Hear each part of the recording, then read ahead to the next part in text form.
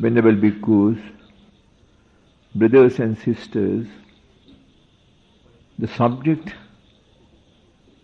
of the discourse today is doubts created by the devotees about their progress.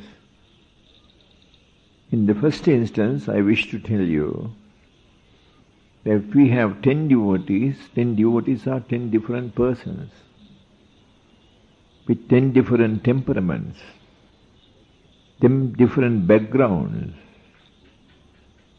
10 different views they possess, and they have different ways of thinking. In that respect, where their mind is concerned, there is no one path, distinct path they follow as worldlings. They have their weaknesses, they have their strong points. The path shown by Buddha is a realistic path.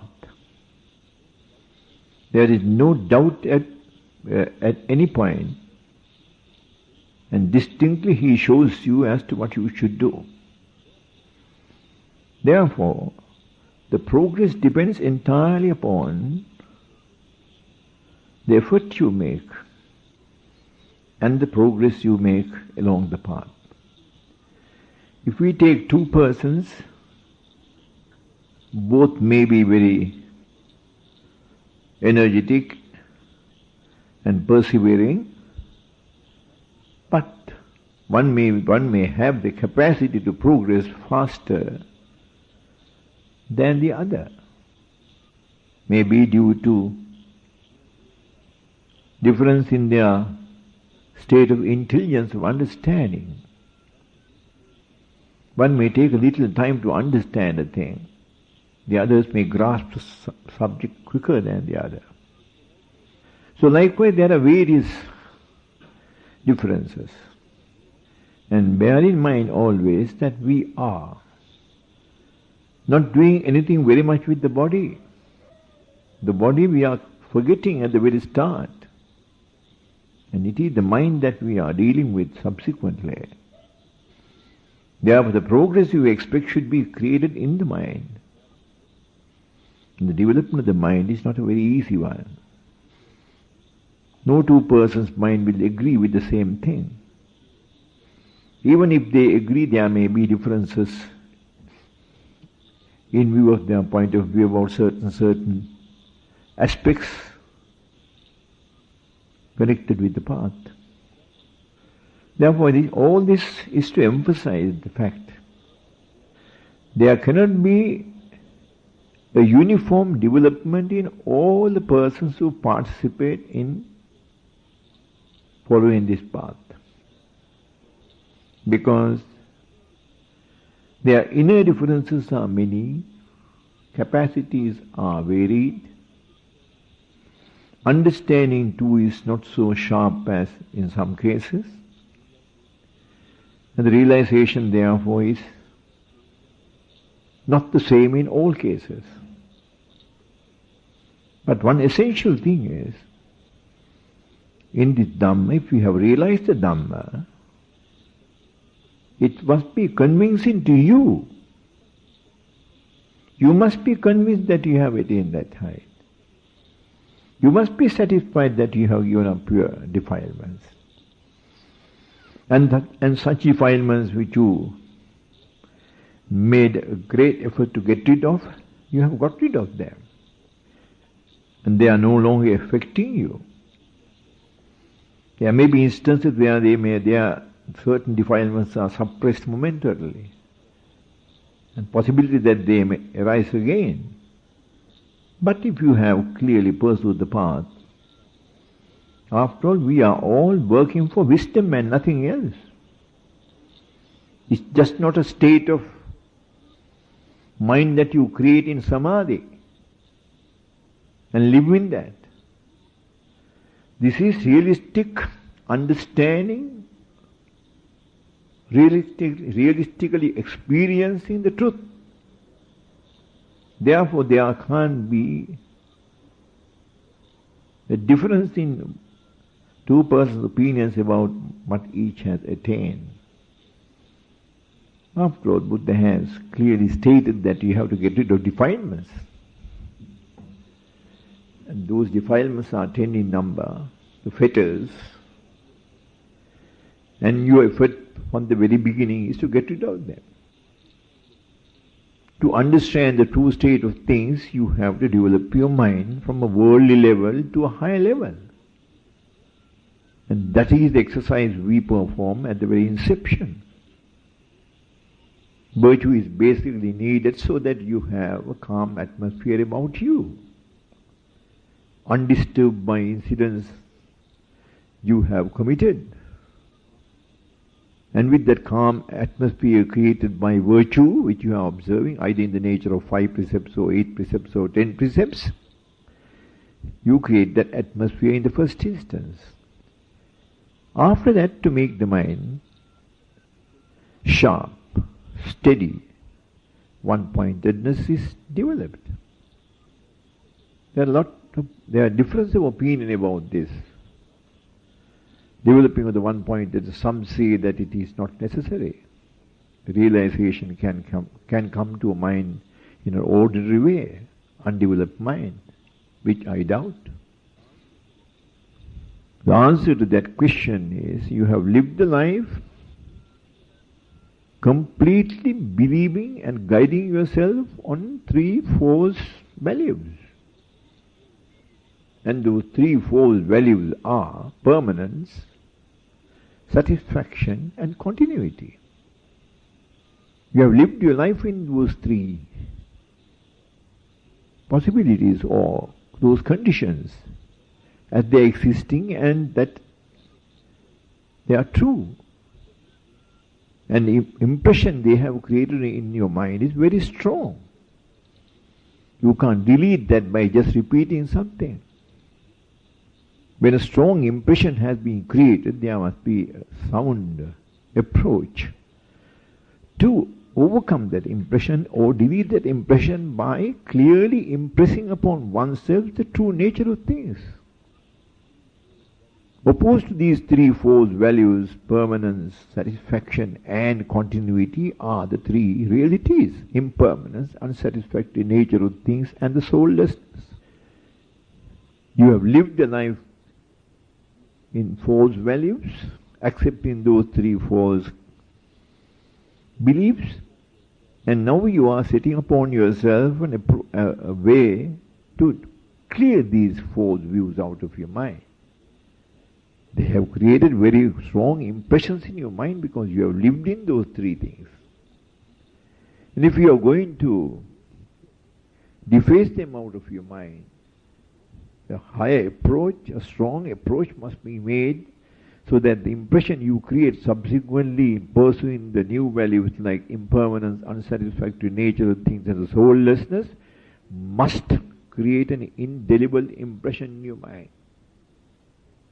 And Buddha has clearly said that these 3 truths are not found on the surface but found in depth. And they have to be realized. And the realization can come only through a developed mind in one-pointedness. That is why he defines Samma Samadhi, that is concentration, at the first absorption, second absorption, third absorption, the fourth absorption.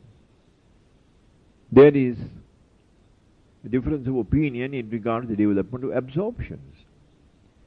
Absorptions are not necessary for our path, but they play a vital role in developing your mind in pointedness to a very high degree. They give full control over your mind to yourself.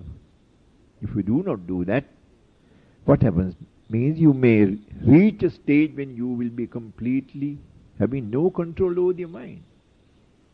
There are persons whom I have experienced who have done that, not practicing any absorption but concentrated for long periods, and ultimately they have entered void. Void in the sense where they have no sense of any feeling. And they live in that for hours sometimes and get out of it. And as they sit down, this development takes place, and they waste time being in that condition of mind. And some of them think that that is an attainment.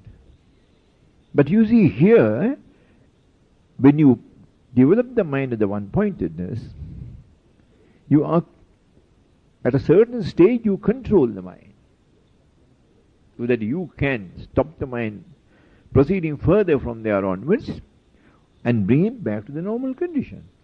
And that first stage is the first absorption. And from there you develop the second absorption. It's still higher condition of the mind. And when it reaches that point, well, you develop the second absorption where you have full control over the mind. You can stop the mind proceeding beyond that state by fixing the second absorption and come down to the first, or directly down to the normal condition. To make it mind still sharper, you can enter the third absorption, result of practicing one-pointedness for a period. And once you have reached that stage, of course, you get rid of the sense of the body, and the mind will be there in a state of tranquility, and there too you have full control of the mind. It doesn't go beyond that because you have fixed the mind at that point. And the mind is completely under your control. And from there you go to the fourth stage where you live in a state of equanimity. There too you fix the mind at the fourth stage and it is there. The fourth absorption will fix it for you clearly. Now within that so-called dual space of one-pointedness, first absorption, second absorption, third absorption, the fourth absorption, you have full control over the mind. And you can, at any stage if you wish to, the development is good, you can go from the first to the third, third to the second, second to the fourth. Such changes can be done because you have practiced it so well, trained the mind so well that it's fully under your control. And it is in a state of equanimity, brothers and sisters, that you will be able to realize the truth. Why? Because no obstruction is there to disturb the mind, create thoughts and interfere with your thinking. You fix your mind at a certain aspect of Dhamma and you think deep. I have always emphasized, even Buddha said that it is right thinking that had led him to the attainment of Buddhahood. In the same way, this development that you have acquired permits you to think in the right way, undisturbed. If somebody would ask the question, is this necessary for the attainment? It is necessary for the attainment because you have now sharpened the mind up to a point when it can realize something in depth and not found on the surface. Permanence, satisfaction and continuity are false values which you have created about the world and about things around you. And you have lived in these false values.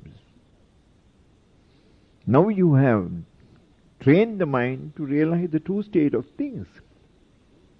And the mind is now ready to go into depth, thinking about the wisdom that you are going to develop in your mind. What is that wisdom? Wisdom of impermanence, wisdom of unsatisfactory nature of things, and the wisdom of non-continuity, soullessness. These three truths or realities of life is not found on the surface, brothers and sisters. You have to think and realize and acquire them. And this one-pointedness which you have developed will immensely help you for that.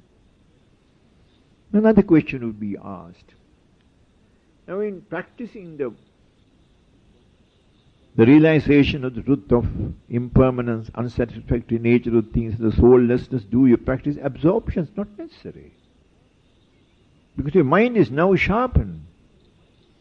Then you fix it at one point and then think about a thing, you see the mind developing on its own to the heights which you have trained the mind to develop.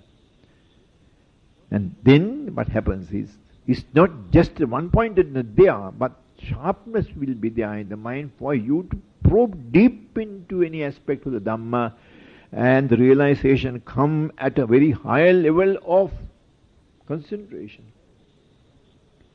There is another aspect which I always emphasize, in order to make it clear to you that the ordinary mind cannot realize the truth. It's only a transcendent mind that can realize the truth. You know that the consciousness creates thoughts when the consciousness meets with an object through a sense base. And in creating that thought, it produces the 5 mental factors. Buddha has clearly given the values to these mental factors, and even called the consciousness a conjurer, a magician. Mental factors like contact he compared with form, collection of form which has no value at all except bubbles of water. Mental factor feeling compared to when a drop of rain falls on water, the bubble created there, it arises and passes away. That's all. That's the value it has. Mental factor perception is compared to mirage, that you know. Mental factor volition is compared to volitional activity compared to the tender plant and tree which has no pith at all wrappings of leaves, nothing else. No substance in that. And the consciousness compared to magician who always create things, delusions for you, mislead you. That is the normal working state of the mind of the average worldling, any worldling. Now those 3 truths which we are trying to realize, like impermanence, unsatisfactory nature of things, and the soulnesses which are revealed to the world by Buddhas who appear in the world periodically to help the people, subjects or devotees, to liberate themselves from the cycle of births, those are only found in depth, brothers and sisters, not found at the surface. What is found at the surface is the worldly way of doing things. But this is not worldly, this is against the worldly way, that you stop your further births as a result of the realization you acquire. If a thought is created by the 5 mental factors, and Buddha has attached no value at all to those mental factors, and the definitions given clearly indicate they are very receptive, I ask you the question, how you are going to realize the truth by creating a thought? Any thought you create would be a thought created by the 5 mental factors, and they are completely misleading. They would never show you the truth. Then you would ask me the question, right? In transcending the mind to a higher state, aren't you making use of this consciousness? True. Consciousness is energy, nothing else. But energy is refined by pitching it to a higher level in one-pointedness, transcend to a higher state. When it has a certain amount of purity in it and gives that clarity in your thinking. In anything it is that.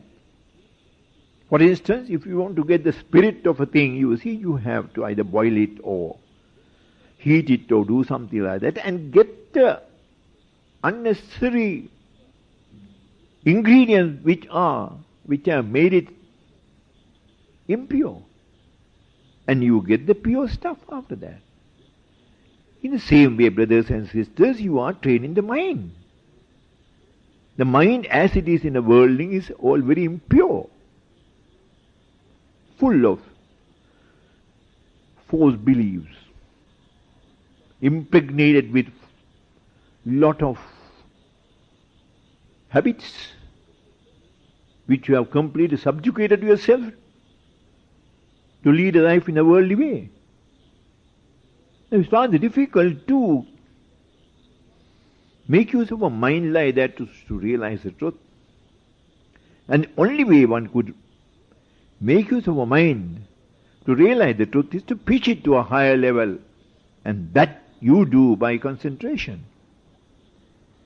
In connection with this, I would like to tell you, there is this clear instance where Buddha stated to Tapussa, a Brahmin who met him, that feelings and perceptions are present even if the mind is pushed to a higher level. And Buddha said that he managed to get rid of the feelings and the perceptions when he reached a higher level, very high level of realization. And if feelings and perceptions are still present in the mind, can you with that mind realize the truth? You can't. In the practice of insight knowledge, after you have developed your mind to a very high degree of concentration, you are not analyzing the object that you are analyzing to read the realistic aspect of things by first pitching your mind to a higher level. You start your normal thinking, analyzing it. And with that analysis you find the mind which has been now trained to pitch itself to a higher level by concentration. You see, when you concentrated on the subject and go on thinking, you find automatically the mind takes you to a very, very high level. A very high level. And it is at that level, brothers and sisters, that you get the ability to realize the truth. And at that level there couldn't have been any deception in the mind. The mind is so clear because it is pitching itself to a higher level of realization, getting rid of those deceptive nature of the mind. And it is that in that high level of clarity that the mind releases, or mind make you to realize the true state of things. This aspect is very, very important. And Tapussa's interview with Buddha is very, very strong to create a clear picture of the usefulness of a developed mind. In Vipassana there are no absorptions. Insight knowledge is realized through a transcendent mind to a high degree. And the practice you went through in developing the mind to the four absorptions is sharpening the mind by a certain technique adopted by Buddha, so that the mind, when used to analyze certain things clearly, it automatically carries you to that higher state of understanding where the truth will be revealed to you. Take the case of the stream enterer. The stream enterer, he has prepared himself now to practice the insight knowledge. He has get rid of 3 strong fetters. And those fetters are doubt, practice of cults and unnecessary things not belonging to the path, and then to get rid of this Sakkaya Ditthi, that is the false belief of a being being present in you.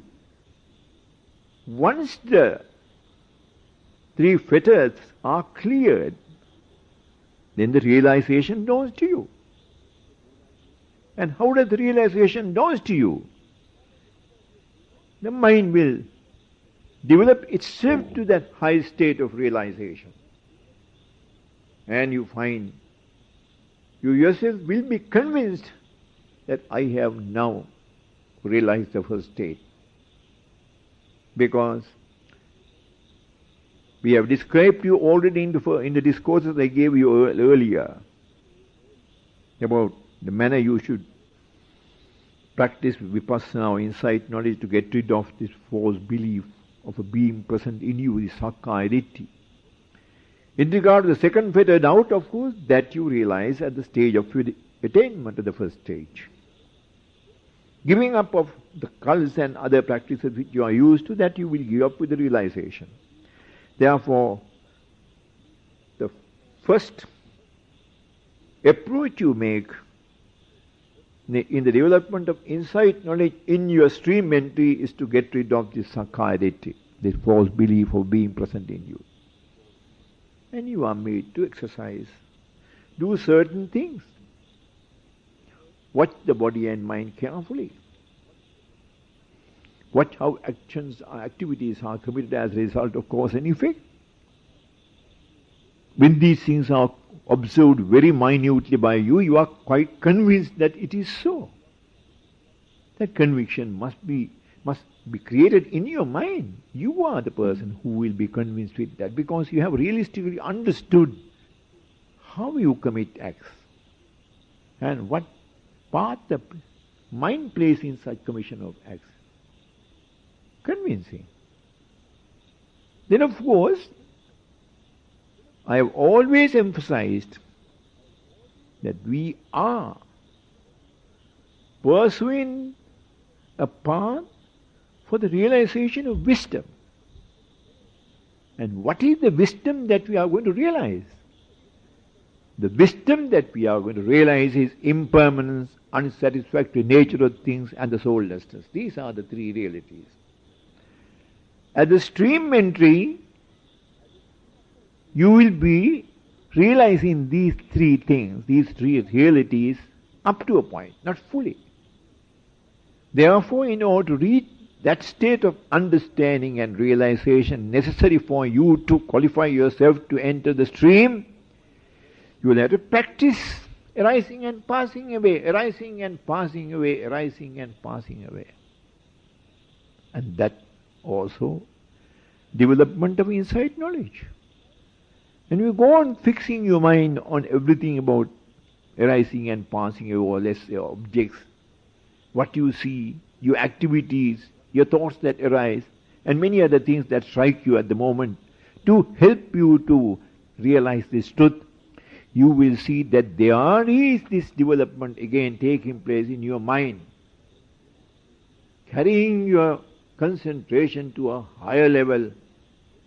As you go on analyzing what is arising and passing away, what is arising and passing away, what is arising and passing away, what is arising and passing away, then the realization that is suitable for the entry into the stream will daunt you, and that through a transcended mind, brothers and sisters, and not just ordinary thinking. Then the question would be asked, does this realization dawn to everyone in the same way? No. I have emphasized the fact that if you take a collection of devotees, they are of different types of temperament. Capacity to understand in two differs. The strength of their development also differs up to a point. But the fact remains, once that has occurred, that you have entered the stream, you are convinced about it. Because up to that time you had the firm conviction in you that there was a being in you. Now you know that it is not so, it is cause and effect and nothing else. Doubt about the Dhamma, that naturally has occurred to you now because you see the truth. And more you dwell on this truth, you see, the more convincing the truth is to you. So there is no doubt about the Dhamma. Then about cults that you are used to, you automatically get rid of those things with attainment. After all, you realize that there is no purpose served in pursuing these unnecessary cults and unnecessary practices. You confine yourself to the way the Dhamma develops within you. Now you have got to the three fetters. And how did you may I say, use the word, energize the mind for the realization? By dwelling on the impermanence. That is the essential thing. Which is the thing that we all expect to fully realize at the attainment of arhathood. At the stage of stream entry, which is the first step, you begin to dwell on this subject of impermanence, impermanence, impermanence, impermanence, and then the maturity of that realization reaches you befitting the stream entry. And then you are convinced that it is, this impermanence is perfectly true, and you see impermanence everywhere up to a point. Not fully, because there are other fetters that are tying down to you to the worldly way, and those have to be released for you to bring about clarity in the mind for the full realization. And you now work yourself upwards little by little by getting rid of those defilements, so that there will be perfectly clean consciousness. You see, reached to a very high degree of realization, and the truth dawns to it, and that truth is an indelible truth, and you are thoroughly convinced of what you have done. Therefore, bear in mind, you have to pursue this line of action patiently. You can't say, I have come for 2 weeks, or I have come for 1 month, therefore I must attain arhathood before I go away. No one can help you in that manner. The effect of what you are practicing is realized by you. One can guide you up to a point, but the realization must dawn to you. That is what you are expecting to achieve. Now, once the stream entry is over, in that now you have thoroughly convinced that there is no being in you. Don't doubt about it. The sakkayaditthi is no longer there in you now. Then the next thing that is clear to you now is that there is arising and passing, you have realized up to a point. Not complete, but up to a point. Qualifying you to enter the stream, to pursue the path. In regard to doubt and giving up all those unnecessary practices, that naturally occurs to you, brothers and sisters, once you have reached that stream entry. You are not pursuing anything else, because now you have realized this is the truth. And one must live in this truth and practice this truth to achieve what you want. That realization does not permit you to pursue other cults, other practices, or to create a doubt about the Dhamma. Then in the silencing of the mind, I have shown you how the second and the third stages of development occur in you.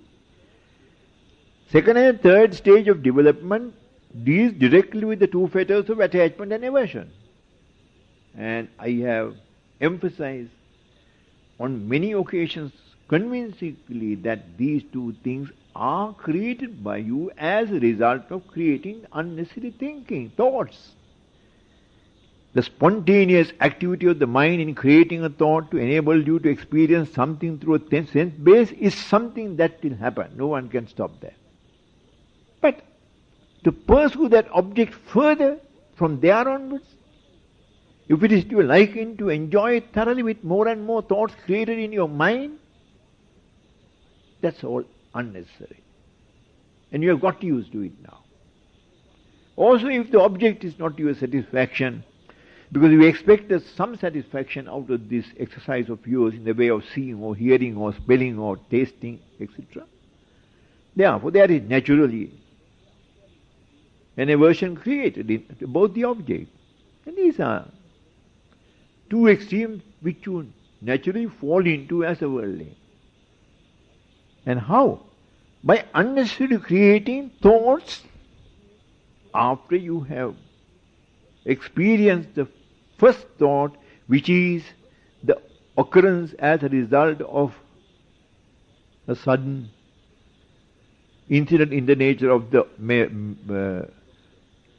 sense-based meeting an object. And I emphasize that creation of thought is beyond one's control. So long as your eyes are open, so long as you are aware of what is happening around you, consciousness is there, such incidents occur. But may I ask you the question, who created this habit in you in thinking about what you have experienced through your eye in seeing, what you have experienced through your ear in hearing, what you have experienced through your nose in smelling, what you have experienced through your tongue in tasting, what you have experienced through your body in contacting and thinking? Who gave this? Who made you to create these thoughts? You got into a bad habit. Natural tendency is for you, when there is something to enjoy, to pursue that. Naturally, pursuing something to enjoy means creating thoughts. Enjoyment is the creation of thoughts in your mind, of building up satisfaction in you about the matter you are thinking. And if it is not to your taste, of course, naturally there will be thoughts of aversion. So these two things naturally occur to you. You did not know at that time when these occurrences took place that they are fetters that will tie down you to this worldly way, and you in a worldly manner practice these things in a natural way. They have become very, very strong in you. Reaction of the mind to something good and create thoughts of attachment, reaction of the mind to something bad and create thoughts of aversion. But you have the ability, brothers and sisters, using your intelligence and your effort and perseverance, to check this production of thoughts, this unnecessary thinking. And what did Buddha advise you on this subject? He said, I will advise you on 4 things to be mindful. And those 4 things completely deal with yourself as a human being. Your body, then your mind. In regard to the mind, he said there are 2 things the mind can do: it can feel and it can think. Therefore there are 2 subjects there pertaining to feelings, pertaining to thinking. And the 4th subject is the development of the mind to get rid of false views you have created in the course of your life in the samsara cycle of birth. And what is the advice he gave you to get rid of this unnecessary thinking? He said, you must be mindful. Essential feature is that. Be mindful. You must make an effort to maintain your mindfulness without allowing the mind to overcome that and lead you in the worldly way. Always making effort to be mindful. Mindful of what? Mindful of impermanent, unsatisfactory nature of things and the soullessness. That is the mindfulness. And when the eye catches something and creates a feeling of, creates a thought, and the object is your satisfaction, there you are clearly reminded by mindfulness, don't pursue that. That is impermanent, unsatisfactory and soulless. That is how you are asked to check yourself. In so doing, what have you done, brothers and sisters? You have stopped thinking further about it. Isn't that clear? If that object was not your satisfaction, you would have created thoughts of aversion. And what Buddha said was, be mindful that that object is impermanent, unsatisfactory and soulless. Therefore, there is no necessity for you to create thoughts and create aversion to that object. What have you done there? There too you have stopped the unnecessary thinking. Being mindful. So in order to achieve the 2nd stage and the 3rd stage, 2nd stage referring to once returner and the 3rd stage referring to non-returner, you have only to get rid of those directly dealing with the 6 sense bases. controlling them so that you only see with your eyes and do not unnecessarily think. You hear with your ears and do not unnecessarily create thoughts of attachment to aversion.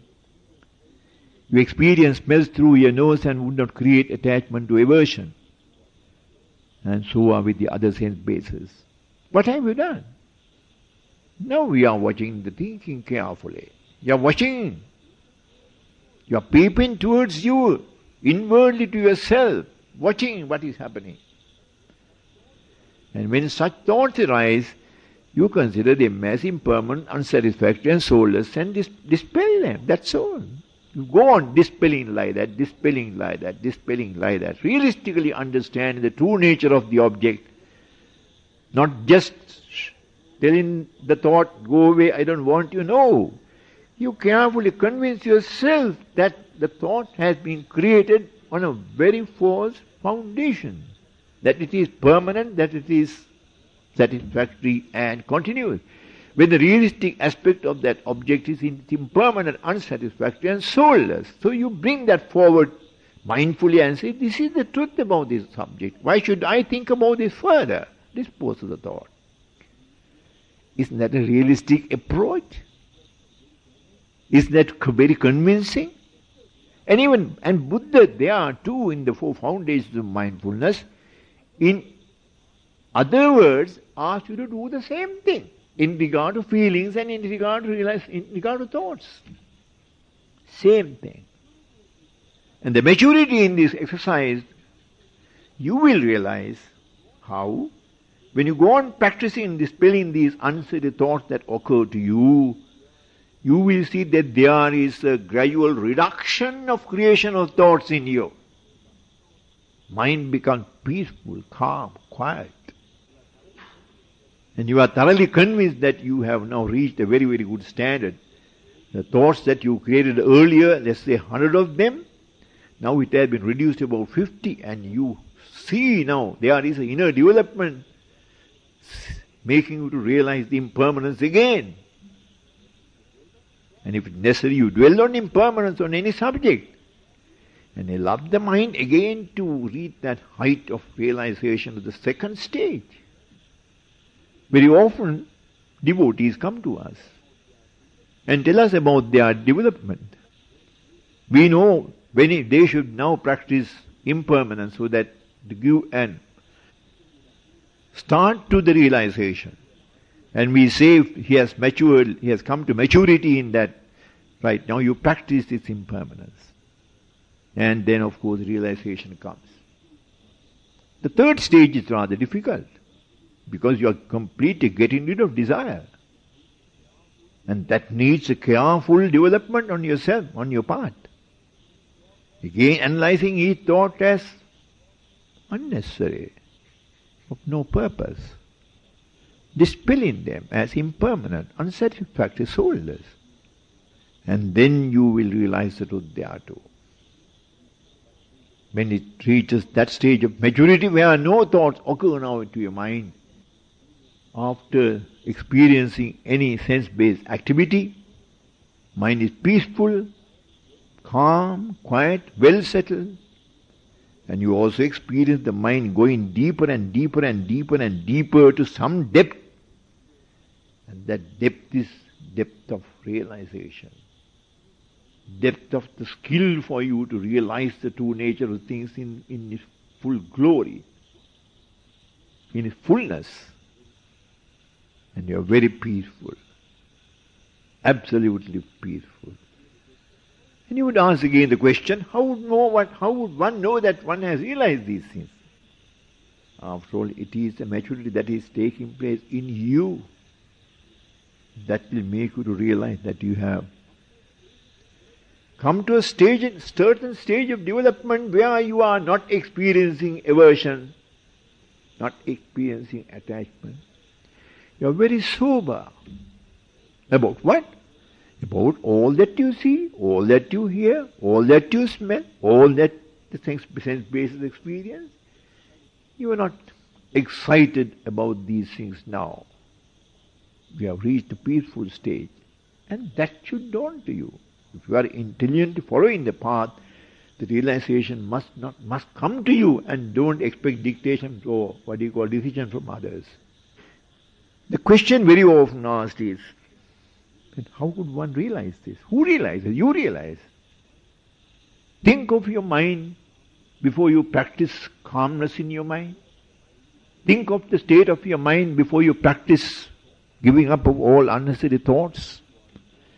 Your mind was one mass of activity, thought after thought arising, all kinds of thoughts, different types of thoughts, you see. Sometimes you yourself is surprised how I was thinking about this subject when without your knowledge you have got into a thought like that.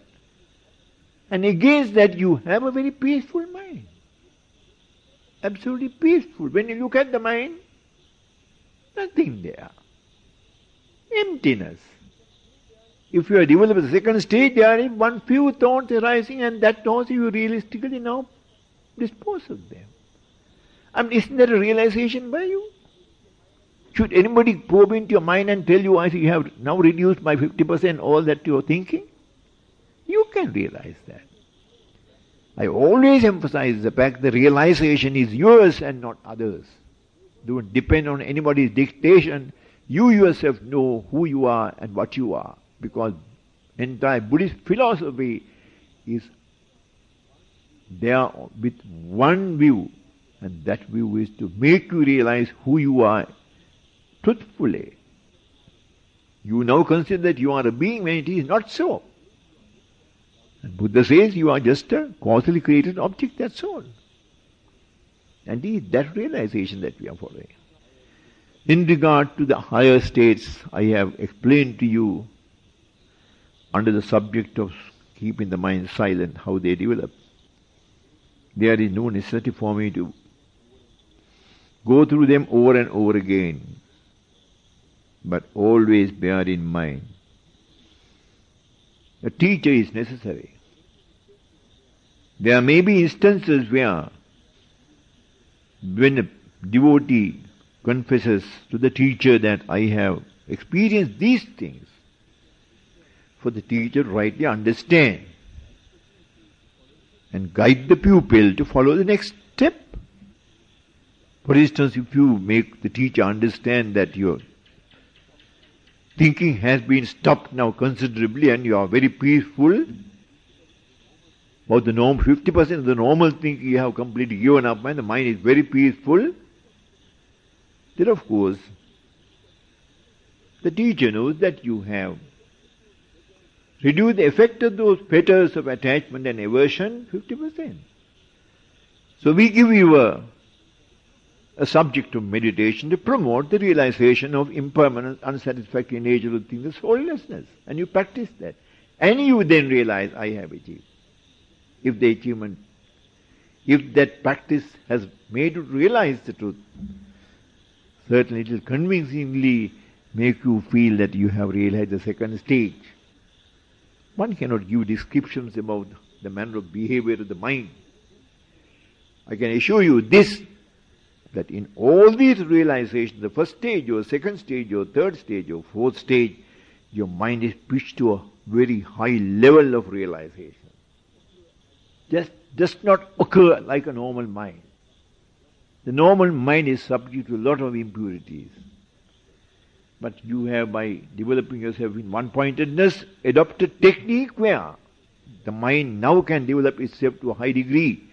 And that technique was helpful for the development of that mind in the practice of vipassana, insight knowledge. And in that practice of vipassana, insight knowledge, you find the mind pitching itself to a very, very high degree. And some of you come and say, energy is rising in me. All those are terms which you use to describe this transcending of the mind to a high degree for the realization of the truth. And it is that transcended mind that will realize the truth, not the ordinary mind. Therefore, brothers and sisters, I caution you, don't be over-enthusiastic. Patiently practice. The path is a very, very clear path. There are people who would disagree with us. But we completely comply with the four foundations of mindfulness. Completely comply. Though our activities may be not descriptive as described in the four foundations of mindfulness, but the meaning is very well accepted, pursued and practiced. Now making the mind silent. One example is, now for instance, if you, Buddha says in feelings, when you get a feeling of either good or bad or neutral, then you are expected to analyze that feeling mindfully and do not allow the mind to fall into the two categories of attachment to aversion. We do that. What we do is there, when such a feeling occurs, we analyze that thought as impermanent, unsatisfactory, soulless, and push it away quietly. Without allowing without making us to create that aversion or attachment. We push it away. Isn't that the same thing you are expected to do in the four foundations of mindfulness? Same thing. Now in regard to thinking, there are 8 thoughts that you have to practice at the very inception, in the foundation of mindfulness on thinking. And that is to clear your mind of all the hindrances and keep the mind clean.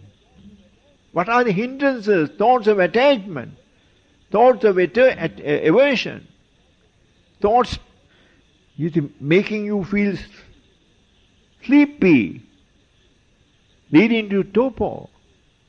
Thoughts will make you always unsteady. Various kinds of thoughts rush into the mind. And thoughts of doubt. So what we are doing is, when the mind is being very well washed by us, we don't allow any of those things to happen here. We identify those thoughts carefully and say, go away. We don't want that.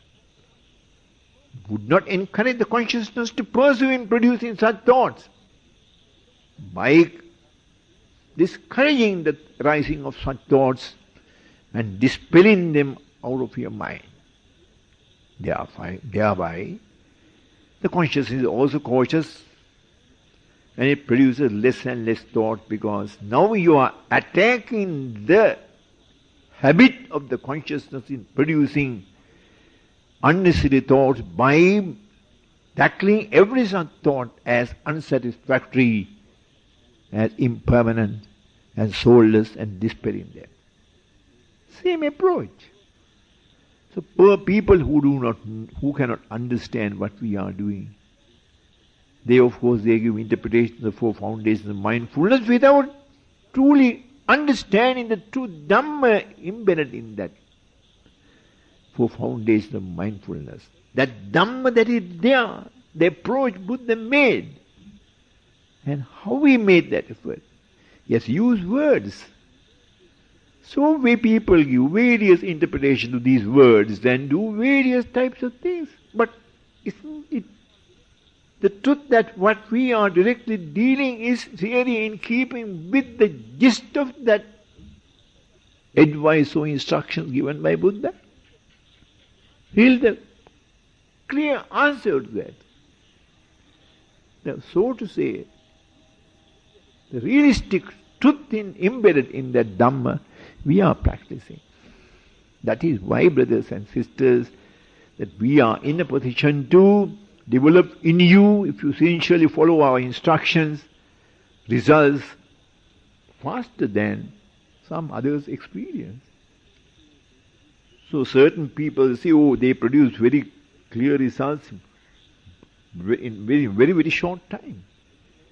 It naturally happens when you understand a thing clearly, and you know what you should do and should not do, and if you keep away from not permitting the mind to follow tracks you see that promote the false values of life, you now direct the mind to follow the true state of things and then deal with it directly in an understanding manner. That's bound to be the result.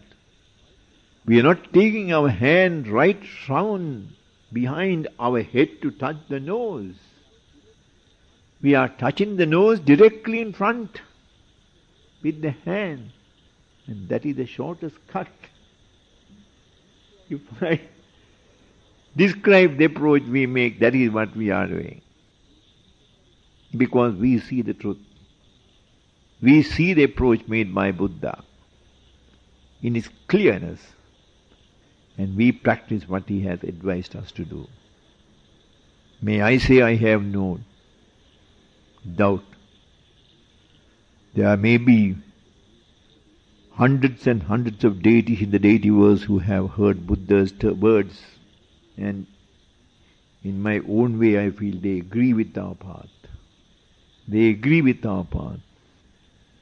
And they say this is a clear approach made by Buddha, and we have following that approach clearly. So brothers and sisters, don't have any doubts. It is the practice and the good results you achieve through the practice that will convince you where you are.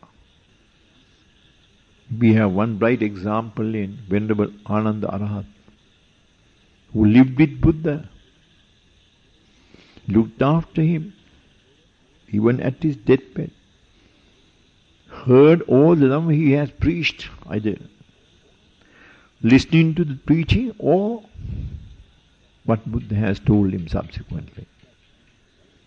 In spite of that, and in spite of the encouragement given by Buddha for him to attain, he did not attain. Buddha passed away and he is still the stream enterer. And he tried his best prior to the assembly of bhikkhus to discuss Dhamma, so that he would qualify to attend that assembly. He went through the whole night practicing Dhamma and ultimately came to a conclusion that he will not be able to achieve this. In utter misery, or I should say loss of courage, he was about to go to sleep when he attained. So that is the nature of Dhamma, brothers and sisters. Don't fix table times and say 1 month, 2 months, 3 months, 1 week, 2 weeks I will attain. Because what you have gathered in the past no one can assess. And those impurities has to be cleared by you and you alone. That is why Buddha said, seek no refuge from outside. Seek refuge from within. I have given you sufficient instructions for you to follow and clean the inside so that you are fit to liberate yourself from the cycle of birth. You have had sufficient instructions on these subjects, and I know that all of you are making a good effort, and I am satisfied that all of you will attain in this birth Nibbana. May you all attain Nibbana. Thank you.